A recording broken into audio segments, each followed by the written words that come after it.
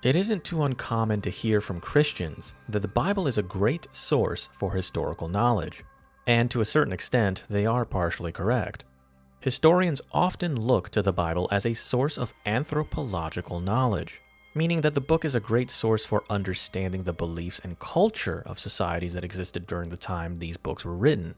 But when Christians say that the Bible is a source of historical knowledge, they often mean that it is akin to a history textbook, with accurate descriptions of real-world events.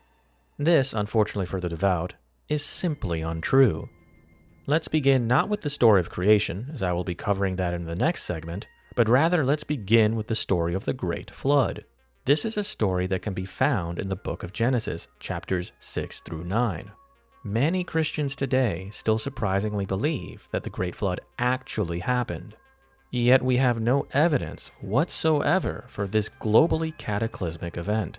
If one were to look at rock strata or rock and soil layers, we would find evidence for many important events in history. By viewing these layers, you can literally see entire eras of geological history, like the Precambrian period, the Paleozoic era, the Archean era, and so forth. Yet if we observe these layers, we see no evidence of a great flood, none whatsoever.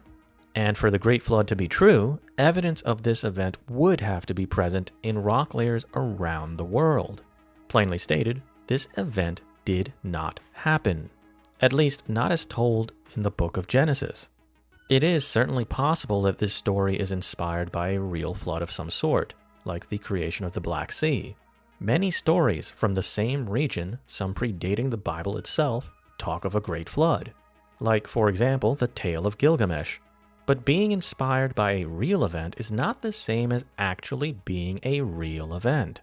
Simply ask yourself why there are no fossils of koalas, kangaroos, and platypuses outside of Australia.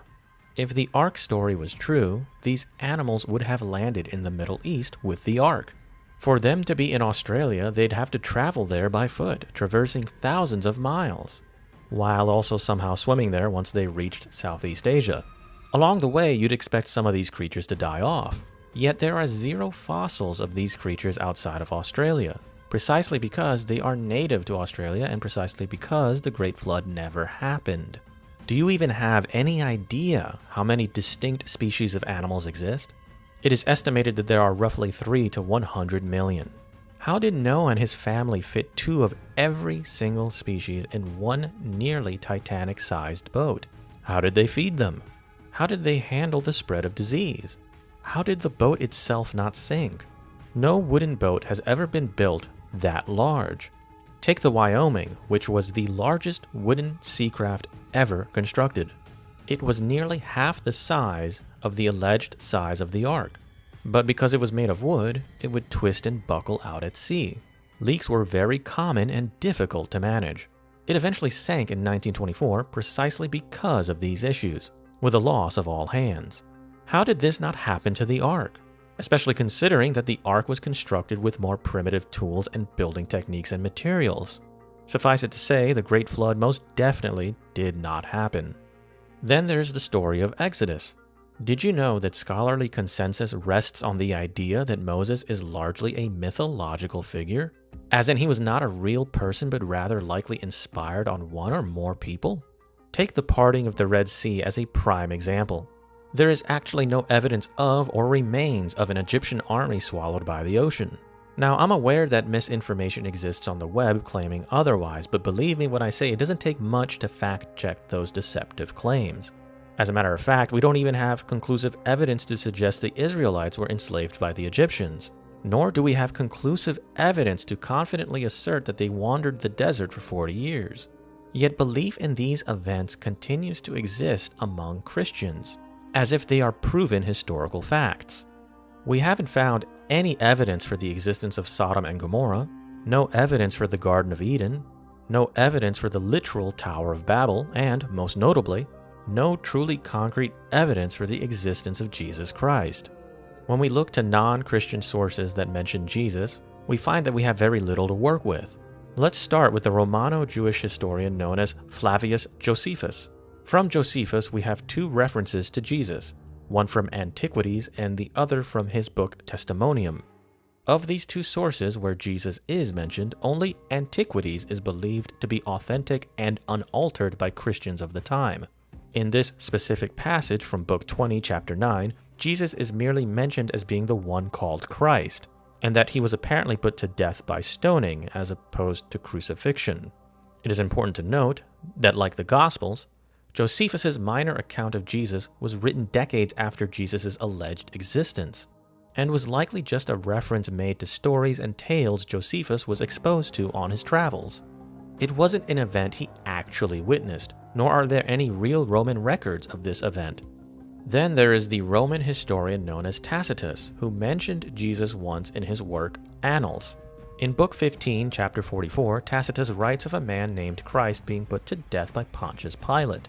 While generally being considered to be an authentic work, some have highlighted issues with Tacitus' work, like, for example, the use of the word Messiah, which would likely not be used by a Roman in this time period.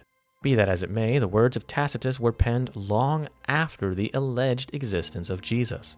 He didn't actually record the event as a witness, which means this isn't exactly strong evidence, similar to the account of Josephus.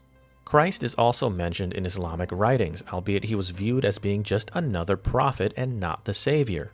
And he has also been mentioned in other minor historical documents, some of which are highly debated over issues of authenticity. Whether you like it or not, there isn't much evidence for the existence of Christ outside of the Bible. All mentions of Jesus are literally years after his alleged existence, and they are all the mere recordings of an oral history. And if there's anything we know about long-lasting oral traditions, it's that they never accurately represent the original tale. Don't believe me? Here's a fun exercise you can do with your friends and family. Come up with a lengthy and detailed story, write it down, and then share it orally with one friend. Have them share the same story, orally and from memory, to another friend a day later. Then have that third person wait a day before they also share this oral tale from memory. Now do this a dozen times. Then compare the last retelling with your original story. I can guarantee you that it will not be the same at all. Is it likely that Jesus was based on a real figure? Sure. But do we have good reason to believe the Bible has accurately recorded a historical event? Of course not. Even if Christ did exist as a real person, it would not mean he was truly the Son of God, nor would it validate the claims made by the New Testament pertaining to who he was and what he espoused. In conclusion, the Bible is not historically accurate and as such is not a history textbook.